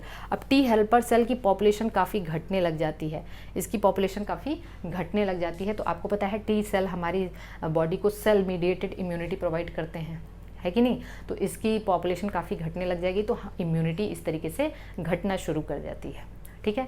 अब देखिए HIV एक सिंड्रोम क्यों कहते हैं इसको हम, एड्स एक सिंड्रोम क्यों कहते हैं, क्योंकि यहाँ पे ग्रुप ऑफ डिजीजेस होते हैं। ग्रुप ऑफ डिजीज का मतलब अगर किसी व्यक्ति को HIV है, किसी व्यक्ति को एड्स है, तो उसमें और बहुत सारे डिजीजेस के लिए वो ससेप्टेबल हो जाता है। जैसे ट्यूबरकुलोसिस हो सकता है, उसको ट्यूबरकुलोसिस हो सकता है, ठीक है ना। उसको एक कैंसर हो सकता है, कैपोसी सार्कोमा, ठीक है, कैपोसी सार्कोमा। इसके अलावा उसमें टोक्सोप्लाज्मा हो सकता है, ठीक है, टोक्सोप्लाज्मोसिस हो सकता है, ठीक है। तो उसमें कैंसर हो सकता है, ये ब्रेन डिजीज़ है, ये कैंसर है। ट्यूबरकुलोसिस मतलब ये माइकोप्लाज्मा के लिए भी ससेप्टेबल। वेट लॉस, एनीमिया, ढेर सारे ऐसे डिजीजेस हो सकते हैं उसको। तो ये सब एग्ज़ाम में पूछा जाता है कि ऐसा कौन सा डिजीज़ है जहाँ पे आपको, और इसको लिम्फ एडिनोपैथी हो सकता है, उसके लिम्फ नोड बढ़ने लगते हैं, ठीक है ना। कौन सा ऐसा डिजीज़ है जो जहाँ पे माइकोप्लाज्मा का भी इन्फेक्शन हो सकता है, क्योंकि ट्यूबरकुलोसिस का जो बैक्टीरिया है उसको हम माइकोप्लाज्मा कहते हैं ना, माइकोप्लाज्मा कहते हैं। आपको पता है इसका इनक्यूबेशन पीरियड क्या है? इनक्यूबेशन पीरियड का मतलब होता है जब इन्फेक्शन हो और जब डिजीज़ का सिम्टम दिखे आपको। तो इन्फेक्शन होने और डिजीज़ के सिम्टम दिखने के बीच में जो गैप होता है उसको हम कहते हैं इनक्यूबेशन पीरियड। ये 5 से 10 साल हो सकता है, 5 to 10 ईयर्स। लेकिन डेथ पक्की होती है यहाँ पे, ये क्यूरेबल नहीं है। बस अगर आप अपने आप को किसी भी तरीके के डिजीज़ से बचा के अपने आप को ऐसा रखेंगे कि कोई भी डिजीज़ आपकी बॉडी में एंटर नहीं करेगा, ये सब जो ये साइड वाले डिजीज़ हैं, तो शायद इंसान बच सकता है, ठीक है, ज़िंदा रहेगा कुछ दिन तक। अब देखिए, इसको टेस्ट करने के लिए एलाइजा टेस्ट होता है, ठीक है। इसके अलावा ढेर सारे नाको मतलब नेशनल एड्स कंट्रोल ऑर्गेनाइजेशन चलाए जाते हैं। इसके अलावा ढेर सारे एनजीओज, नॉन गवर्नमेंटल ऑर्गेनाइजेशन भी इसके लिए हैं, ठीक है। तो ये सब इसको क्योर करने के लिए। और प्रिवेंशन इसका क्या है भाई? मल्टीपल पार्टनर्स के साथ सेक्सुअल कांटेक्ट मत रखिए। जो इसको कैसे स्प्रेड हो सकता है? ये जनरली फ्लूइड से ही स्प्रेड होता है, जो आपकी बॉडी के फ्लूइड है, ठीक है ना, उनसे ये स्प्रेड हो सकता है। इंट्रावेनस ड्रग लेने वाले जो इंजेक्टेड नीडल वगैरह का इस्तेमाल कर रहे हैं, तो उससे जो मदर है उससे उसके बेबी में जा सकता है, प्लेसेंटा से जा सकता है, ठीक है। तो ये सब इसके स्प्रेड होने के तरीके हैं। बचाव क्या है? आप ये सारी चीज़ें अवॉइड करिए, ठीक है। तो और क्या है? इसके लिए कुछ ड्रग्स हैं जो इसको कंट्रोल में रखती हैं। AZT एक ड्रग है, एजिडोथाइमिडीन, जिडोवुडीन भी कहते हैं इसको, एजिडोथाइमिडीन। और DDI, डिऑक्सी इनोसिटॉल करके है। तो DDI और AZT, एजिडोथाइमिडीन, ये इसको कंट्रोल करने के ड्रग्स हैं। तो this is all about the HIV। अब हम लोग कैंसर के बारे में पढ़ते हैं। तो देखिए, कैंसर के बारे में क्या पढ़ना है उसको हम लोग देख लेते हैं। आपको पता है cancer is a most deadly disease, है ना। इसके अलावा जो इसके बारे में एक डेटा दिया हुआ है आपके बुक में कि जो approximately more than 1 million per year Indian cancer से 1 million, more than 1 million per year, इतने इंडियन को कैंसर होता है। 1 मिलियन, 10 लाख से ज़्यादा लोगों को पर एक साल में कैंसर होता है इंडिया में। कैंसर कॉजिंग एजेंट को, ठीक है, कार्सिनोजेन कहते हैं। क्या कहते हैं? कार्सिनोजेन। इसकी स्टडी को कार्सिनोलॉजी नहीं कहते हैं, ऑन्कोलॉजी कहते हैं। अब आप पूछोगे कार्सिनोलॉजी किसकी स्टडी होती है? देखिए, एग्जाम में क्वेश्चन आया था, carcinology is the study of mollusca. Carcinology is the study of mollusca. है कंफ्यूजिंग, लेकिन हम लोग पढ़ेंगे मोलस्का तो वहाँ पे मैं बताऊंगी।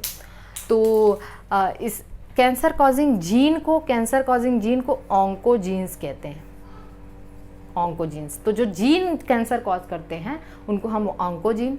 तो हम कह सकते हैं all oncogenes are carcinogen, but all carcinogen not we can say oncogene, है ना। तो study is the oncology, gene is the oncogene and causing agent is the carcinogen. अब हम देखेंगे नॉर्मल सेल और कैंसर सेल में क्या अंतर है। तो मैंने एक नॉर्मल सेल ले लिया, ठीक है, और एक कैंसरस सेल ले लिया। इन दोनों में 2 बड़े इंपॉर्टेंट अंतर हैं, याद रखना। पहला अंतर तो ये है कि जो नॉर्मल सेल है वो बेसिक रूल, जो सेल डिवीज़न का जो बेसिक रूल होता है वो उसको फॉलो करेगी। मतलब सेल डिवीज़न है, नॉर्मल सेल है कि मतलब सेल डिवाइड करी और उसका एक कुछ लाइफ ड्यूरेशन होगा, उसके बाद सेल डेथ हो जाएगी, ठीक है। मतलब एपोप्टोसिस शो करेगी ये। एपोप्टोसिस का मतलब होता है non violent death of cell. Non violent death of cell मतलब सेल आराम से अपना जो लाइफ पूरा करके मर जाएगी।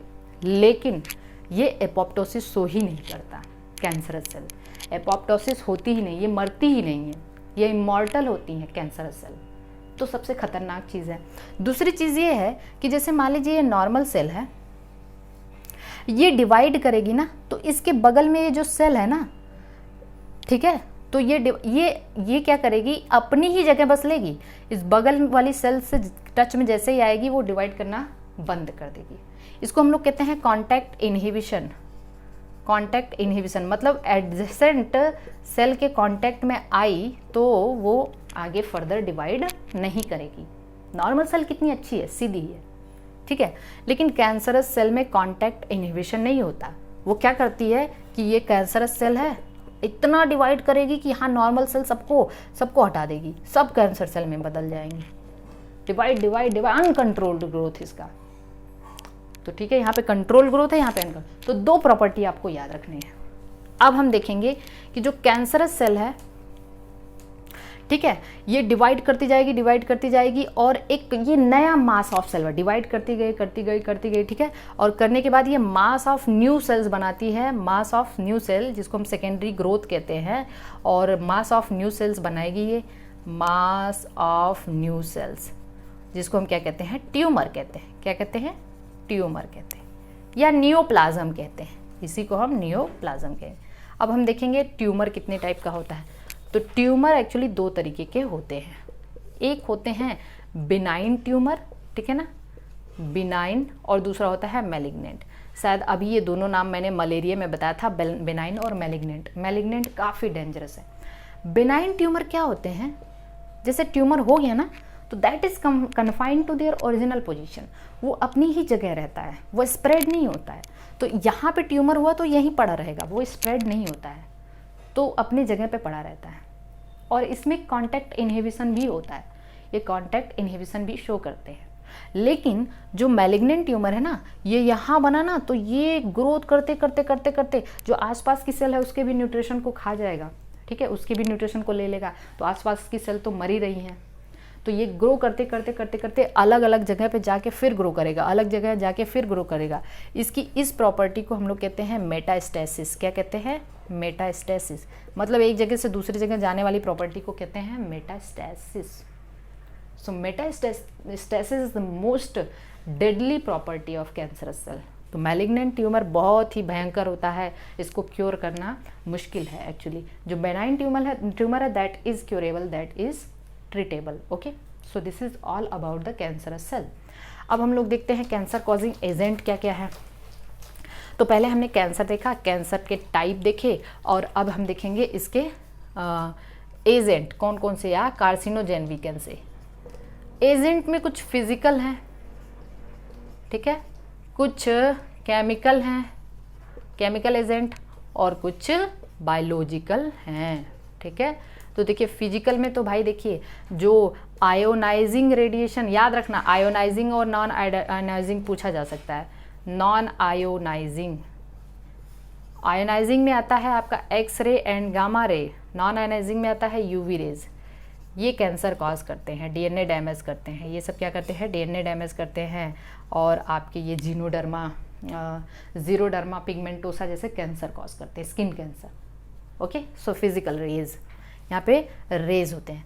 केमिकल जैसे स्मोक हो गया, ठीक है, इसके अलावा आपके कुछ ऐसे केमिकल हो गए जैसे एफ्लाटॉक्सिन हो गया, कुछ फंजाई, एस्परजिलस एक फंजाई होता है, वो एफ्लाटॉक्सिन जो लीवर कैंसर के लिए रिस्पॉन्सिबल है, एस्परजिलस फंजाई।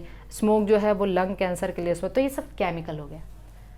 कांगरी नाम सुने हैं, कांगरी जो कश्मीर वगैरह में जो पीठ पे वो कोयले का वो लेके ढोते हैं उसको कांगरी कहते हैं। तो कांगरी स्किन कैंसर कॉज करता है, ठीक है, क्योंकि उसमें कोयला वगैरह होता है। बायोलॉजिकल में वायरस हो गए, ठीक है ना, वायरसेस भी कैंसर। तो वायरसेस जो है ना, वायरसेस के जो जीन कैंसर कॉज करते हैं उनको हम लोग कहते हैं वायरल ऑन्कोजीन, वायरल ऑन्कोजीन्स। तो वायरल ऑन्कोजीन है जो कैंसर कॉज करते हैं। एक और चीज़ आप समझना, ठीक है, एक और चीज़ आप समझना, जैसे कोई एक सेल है, ये नॉर्मल सेल है, ये नॉर्मल सेल है, याद रखना this is the normal cell. आगे चल के यही सेल बन गई कैंसरस सेल। किसमें, कैंसरस सेल। तो नॉर्मल सेल का जो जीन कैंसरस सेल को बनाएगा, ठीक है, उस जीन को हम कहते हैं प्रोटो ऑन्कोजीन। प्रोटो ऑन्कोजीन, हालांकि ये नॉर्मल सेलुलर जीन ही होते हैं, नॉर्मल सेलर, अब आपको कंफ्यूज नहीं होना चाहिए कि ऑन्कोजीन क्यों लगाया, क्योंकि यही आगे चल के कैंसर बनाने जा रहा है, कैंसर जीन में कन्वर्ट होने जा रहा है। इसीलिए इसको प्रोटो ऑन्कोजीन या नॉर्मल सेलुलर जीन कहते हैं, जो ऑन्कोजीन बनाएगा। बात समझ में आ रही है? तो नॉर्मल सेलुलर जीन को हम लोग प्रोटो ऑन्कोजीन कहते हैं। तो this is all about the agents. अब हम लोग देख लेते हैं कि कैंसर जो है ना, इसकी डायग्नोसिस क्या है। ठीक है, तो डायग्नोसिस को हम लोग देख लेते हैं। पहली चीज, इसको हम कैसे डिटेक्ट कर सकते हैं? Biopsy and histopathological study. Histopathological study, ठीक है, पहली चीज। दूसरी चीज, bone marrow and blood cells count, blood cell count करते हैं यहाँ पे हम लोग। तीसरी चीज, एंटीबॉडीज अगेंस्ट कैंसरस सेल, ठीक है, कैंसरस सेल के अगेंस्ट अगर कोई एंटीबॉडी, उसको चेक करेंगे। चौथी चीज हम लोग क्या करते हैं? एक्सरेज। पांचवी चीज सीटी स्कैन, और छठवीं चीज एमआरआई। इतने सारे टाइप के टेस्ट हम लोग कैंसर को डिटेक्ट करने के लिए कर सकते हैं। बायोप्सी में क्या होता है इसको समझना है। बायोप्सी में हम क्या करते हैं? पीस ऑफ टिश्यू लेते हैं, पीस ऑफ टिश्यू लेते हैं और उसको माइक्रोस्कोप के अंतर्गत देखते हैं। वहाँ पे उसके इंटरनल स्ट्रक्चर को मेज़र करते हैं कि हाँ यहाँ पे क्या चेंज हुआ है।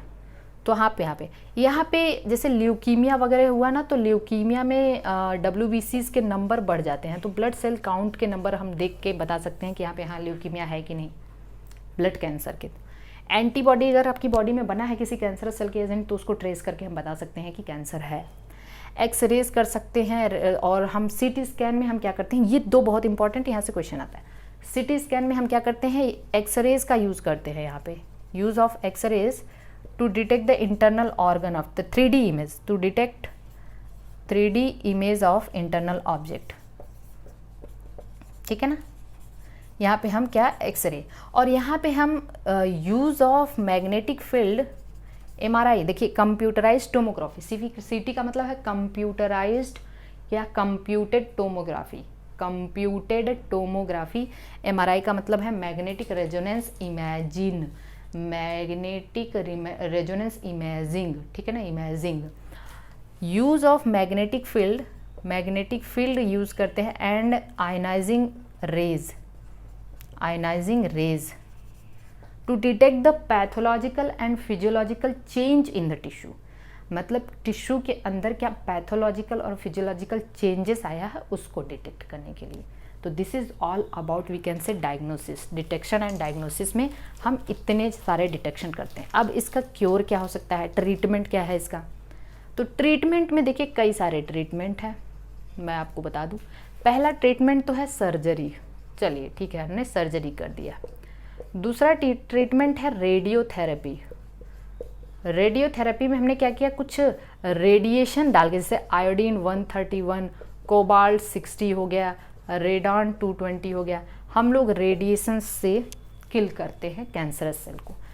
तीसरी थेरेपी है कीमोथेरेपी। यहाँ पे दवाइयाँ, केमिकल यूज़ करते हैं भाई, केमिकल यूज़ करते हैं। जैसे कुछ आपको पता होगा कि एंटी कैंसर ड्रग्स वगैरह यूज़ किया जाता है, एंटी कैंसर ड्रग्स, ठीक है ना। एंटी कैंसर ड्रग्स में आप लोग नाम सुना होगा आपने, विनब्लास्टिन, विनसिस्ट्रीन एंड टेक्सोल। ये सब विनब्लास्टिन एंड विनसिस्टिन कैथरेंथस रोजियस से ऑब्टेन करते हैं, कैथरेंथस रोजियस, टेक्सोल। तो कीमोथेरेपी हो गया। और लास्ट है इम्यूनोथेरेपी। इम्यूनोथेरेपी में हम लोग बायोलॉजिकल इम्यून रिस्पॉन्स मॉडिफायर, मतलब अल्फा इंटरफेरॉन यूज़ करते हैं। अल्फा इंटरफेरॉन यूज़ करके हम लोग क्या करते हैं, इसके वी कैन से रिस्पॉन्स को, इसको हम लोग कहते हैं बायोलॉजिकल रिस्पॉन्स मॉडिफायर।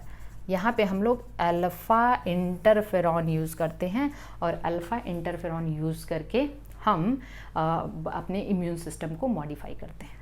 और कुछ केसेस में तो हम सब रेडियोथेरेपी, कीमोथेरेपी और इम्यूनोथेरेपी तीनों का मिक्सचर लेते हैं साथ में। इसके साइड इफ़ेक्ट आपने देखा होगा कि बाल झड़ जाते हैं, वेट लॉस हो जाता है, ठीक है, ये सारी चीज़ इसके साइड इफ़ेक्ट हैं। तो this is all about we can say that is the cancer.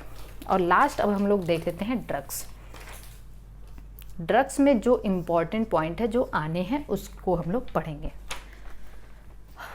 हो चलिए, जल्दी ही ख़त्म होने वाला है, 5 मिनट में ये भी हो जाएगा, थैंक गॉड।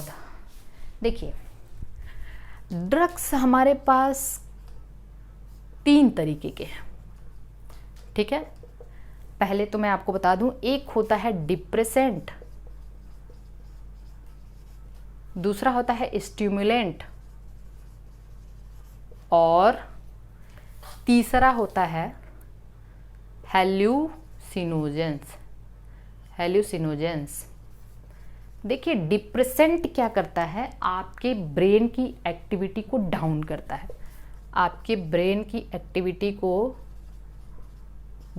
एक्टिविटी को डाउन करता है।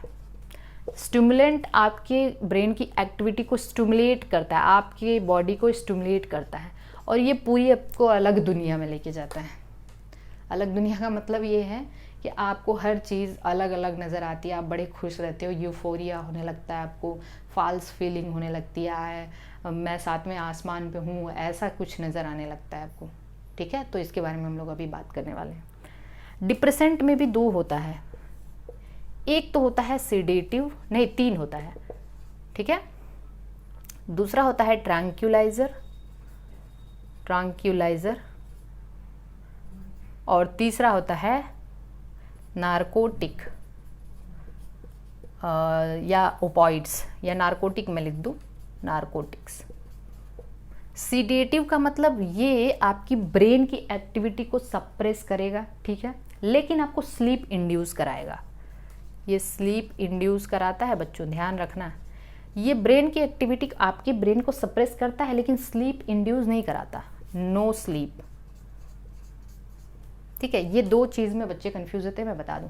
जैसे आपकी बुक में एक एग्जांपल दिया है बारबीट्यूरेट्स, इसका एग्जांपल है। और ये है आपका ट्रैंक्विलाइजर में बेंजोडाइजेपाम, डाइजेपाम कुछ ऐसे ही दिया है, ठीक है। और एक एग्जांपल है आपकी बुक में, और कुछ एग्जांपल दिया है, just I don't remember exactly, and amphetamines stimulant में आ जाता है, एम्फीटेमाइंस। तो चलिए, स्टिमुलेंट नार्कोटिक में ये क्या करता है, पेन किलर, और थोड़ा सा जो है ये पेन किलर का काम करता है। क्या होता है, नार्कोटिक पेन किलर का काम करता है। नार्कोटिक का बेस्ट एग्जाम्पल है, पेन किलर भी है और आपको फीलिंग ऑफ यूफोरिया जो है वो भी करता है। इसका बेस्ट एग्जाम्पल है ओपॉइड्स, इसमें आ जाते हैं ओपियोइड्स जो आपको पढ़ने हैं। पहला ओपियोइड्स पढ़ना है। स्टिमुलेंट में एम्फीटेमाइंस तो दिया है, इसके अलावा आपको जो पढ़ना है वो है कोकेन, ठीक है, कोका एल्कलाइड पढ़ना है।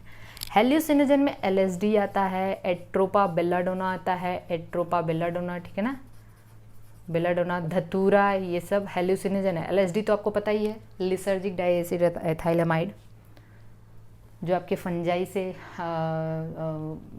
इरगाट फंजाई से, क्लेविसेप्स परप्यूरिया से प्रोड्यूस होता है। इसके अलावा कैनाबिनॉइड्स, देखिए आपके बुक में जो दिया है वो यही है, कैनाबिनॉइड्स, कोकेन एंड ओपियोइड्स। इतना मैंने आपको बता दिया। कुछ और एग्जांपल मैं बता दूं, जैसे मॉर्फिन है तो ये ओपियोइड, लेकिन ये सीडेटिव प्लस पेन किलर दोनों का काम करता है। सीडेटिव प्लस पेन किलर, तो सीडेटिव और पेन किलर अगर ये दोनों का काम करेगा तो मतलब नींद भी लाएगा, पेन किलर का भी काम करेगा। तो जो पेशेंट की जो सर्जरी होती है उसके बाद उनको मॉर्फिन दिया जाता है, ताकि उनको दर्द भी ना हो और नींद भी आए, ठीक है। मॉर्फिन याद रखना, डुअल पर्पज़ है, इनका डुअल प्रॉपर्टी है। अब हम लोग इन सब के बारे में देख लेते हैं, ओपियोइड, कोकेन और कैनाबिनॉइड्स। मैं मिटाऊँ, ओपियोइड के रिसेप्टर, इनके रिसेप्टर हमारे CNS और GIT में होते हैं, CNS और GIT में, गैस्ट्रोइंटेस्टाइनल ट्रैक्ट में होते हैं, ठीक है। इसका बेस्ट एग्जाम्पल है, ध्यान से, that is the heroin. Morphine भी है, हेरोइन को हम लोग क्या कहते हैं, स्मैक कहते हैं, स्मैक। इसका केमिकल नेम है डाई इथाइल मॉर्फिन। ये मॉर्फिन के एथिलेशन से, मतलब मॉर्फिन के इथाइलेशन से बनता है, डाई इथाइल मॉर्फिन। ये ऑर्डरलेस, कलरलेस, बिटर, ठीक है ना, और क्रिस्टलाइन होता है। ऑर्डरलेस, कलरलेस, बिटर और क्रिस्टलाइन होता है। इसको स्मैक कहते हैं। और जनरली इसको लोग क्या करते हैं, स्नॉर्टिंग मतलब सूंघना, ठीक है ना, ऐसे लेते हैं, या फिर इंजेक्ट करके भी लेते हैं इसको। और ये आपकी ब्रेन की एक्टिविटी को क्या करता है, स्लो डाउन करता है ना भाई। इसमें आ गया ना डिप्रेसेंट में, ये एक डिप्रेसेंट तो है ही, आपकी ब्रेन की एक्टिविटी को क्या करता है, स्लो डाउन करता है, पेन किलर का काम करता है। अब ये ऑब्टेन कहाँ से किया जाता है, latex of Poppy plant. Poppy plant का वो है पापावर सोमनीफेरम, ओके। अब हम लोग आ जाते हैं कोकेन में। ये एक स्टिमुलेंट है, इसके बारे में हम लोग देख लेते हैं। ये एक स्टिमुलेंट है, मतलब ये हमारी बॉडी, ये कहाँ से ऑब्टेन किया जाता है, इरिथ्रोजाइलम कोका प्लांट से, जो कि साउथ अमेरिका का नेटिव प्लांट है। इसको हम लोग कोक या क्रैक भी कहते हैं,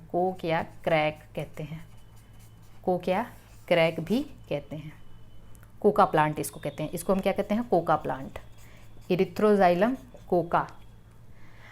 इसका सबसे अच्छी बात ये है भाई कि देखो, ये हमारी जो डोपामाइन होती है, न्यूरोट्रांसमीटर जो हमें स्लीप इंड्यूस कराती है, डोपामाइन को इंटरफेयर करता है। बहुत इंपॉर्टेंट है ये, डोपामाइन को इंटरफेयर